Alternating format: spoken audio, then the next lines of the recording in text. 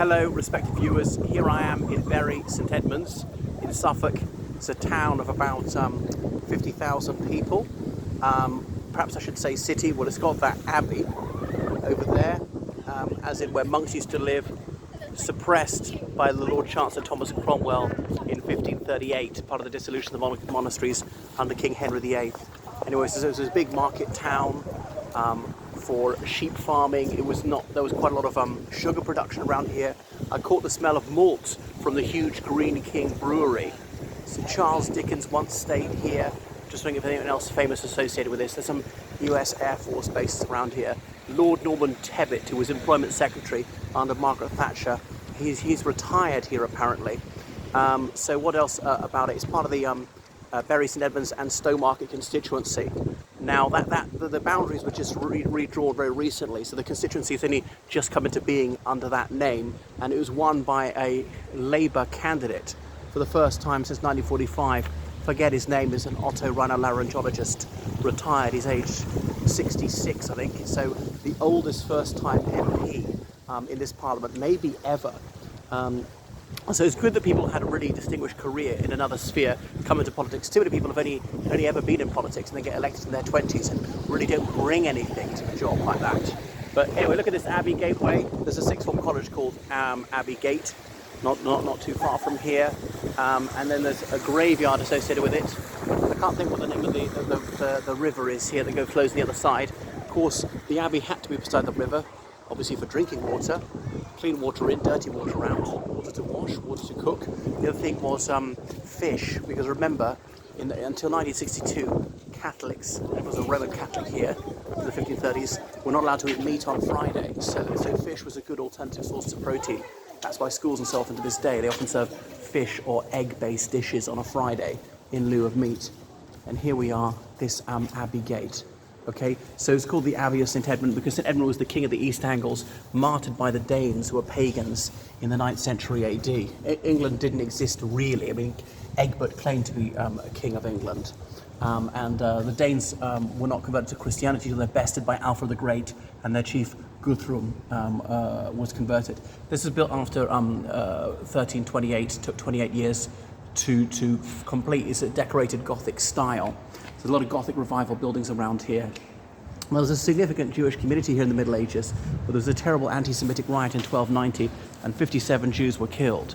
Bear in mind the population was so small, proportionally that was huge. So they were simply murdered for their faith.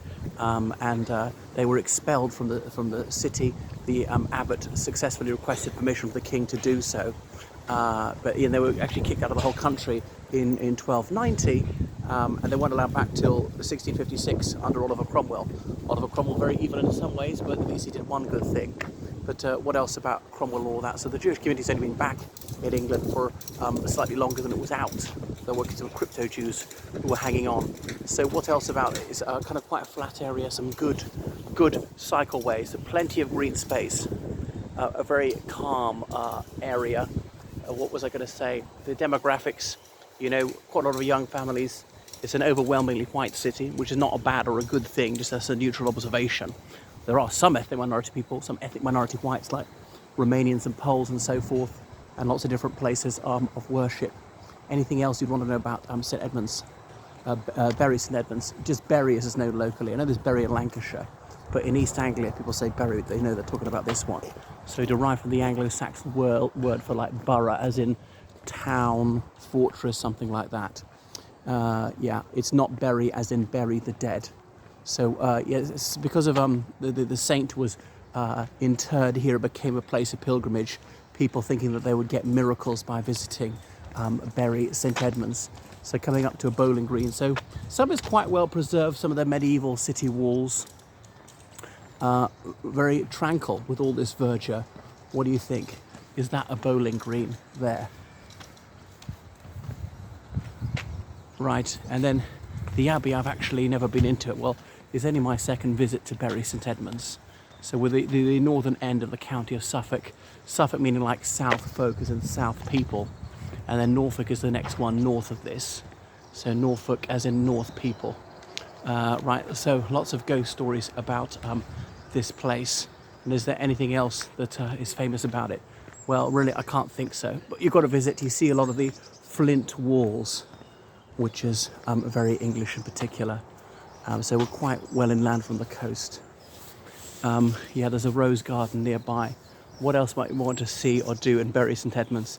Scott, you know, big cinema, bowling alley. What else? Snooker hall. Yeah, and that's about it. Quite a few hotels. It's a very low-rise city, which is good, so that then it doesn't obscure the abbey. The abbey really stands out. Abbey's in where monks and nuns live. An abbot is in charge if they're monks, an abbess if they're nuns, and then they would pray the holy office. Office in this case meaning prayers, not bureaucratic work. 7 times a day. Now through history it's eventually slimmed down to only 5 times a day, like our Mohammedan brethren. Look at that, for extraordinarily well preserved but then rebuilt medieval buildings. So very characterful. Right, and then here we're seeing a bit of the abbey, which has obviously been extensively renovated down the centuries. These sort of more empty bell towers, and there's another church just on the far side of the graveyard. If you look there through the trees, you can see another enormous ancient church, and the snowdrops are out already. Okay, so I'll show you what I'm talking about. This other gigantic bell tower. You can see the openings near the top, these apertures to let the sound out when the bells sound. And who is that? What's that thing sticking out for the side? It's meant to be a bishop with his mitre, you know, his hat, which is supposed to resemble tongues of flames coming out of the heads of the 12 apostles at Pentecost, you know, as in 40 days after the ascension of Jesus Christ. Okay, so there it is. It is affiliated to the Church of England, of course.